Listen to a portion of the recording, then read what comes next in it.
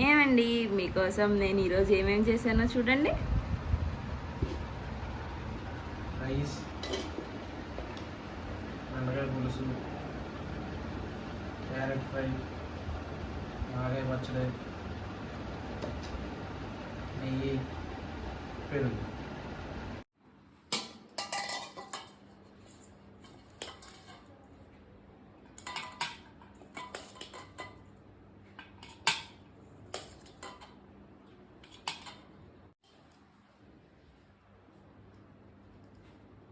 అందులో మాగాయ పచ్చడి, నెయ్యి తిందాం.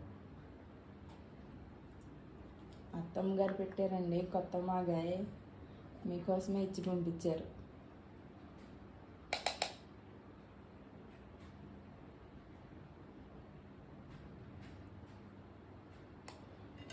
ఏంటండి మాగాయ మీద నెయ్యి వేసుకున్నారు? మా చిన్నప్పటి నుంచి అలవాటు అది. మాకు మా సైడ్ ఏంటంటే అన్నంలో వేసుకుంటారు, పచ్చడి పైన నంచుకుంటారు.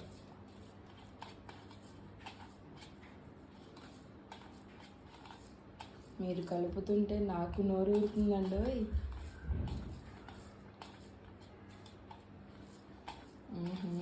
ఏం కలర్ వచ్చింది?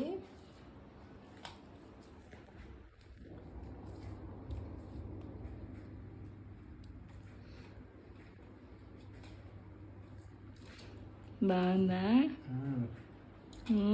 కొత్త మాగాయ నెయ్యి, వేడి వేడి అన్నం, టేస్టే వేరు.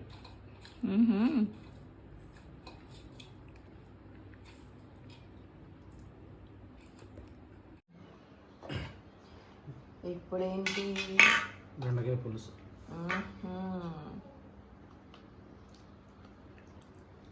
మీకోసం ముక్కలు ఎక్కువ ఉంచానండి, చూడండి. పులుసు కూడా ఉందిలేండి, ముక్కలు ఒకటే కాదు.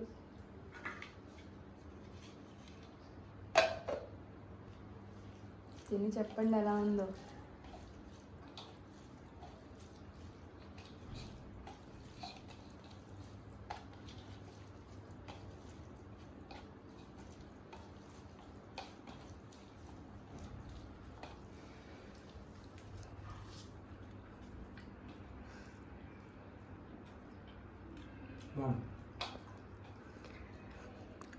మీకోసం బెండకాయ పులుసు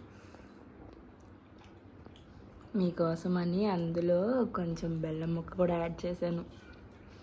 మీకు ఇష్టం కదా, బాగా తింటారని యాడ్ చేశాను. ఇప్పుడు ఏంటండి, క్యారెట్ ఫ్రైయా? ఇది మీరు తినే క్యారెట్ ఫ్రైలా లేదండి, ఇది వెరైటీగా చేశాను. మీరు తినే క్యారెట్ ఫ్రై లాంటిది కాదండి ఇది, నేను వేరేలా డిఫరెంట్గా చేశాను. ఇందులో కొంచెం కారం వేశాను. తినచ్చండి, పర్లేదు. పెళ్ళి కాకముందు నేను ఇలాంటివే వండేదాన్ని, పెళ్ళయ్యాక మీ వంటలు అలవాటు చేసుకున్నాను. ఒకసారి తిని చూసి చెప్పండి ఎలా ఉందో.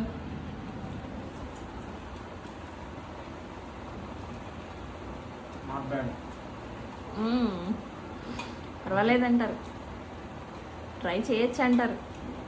ఇప్పుడు ఏంటండి, క్లైమాక్స్ పెరుగు. భోజనానికి క్లైమాక్స్ కూడా ఉంటుందా?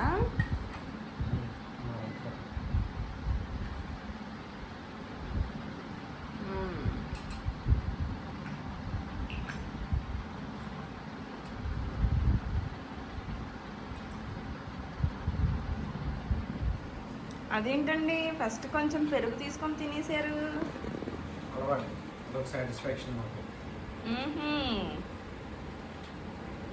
అవును, మీరేంటి కింద కూర్చొని తింటున్నారు? కింద కూర్చున్నారేంటండి? భారతీయ సాంప్రదాయ ప్రకారం భోజనం ఎప్పుడు కింద కూర్చునే తిన్నాను.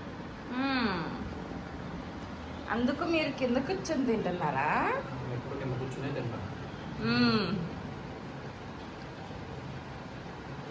కడుపు నిండిందా అండి?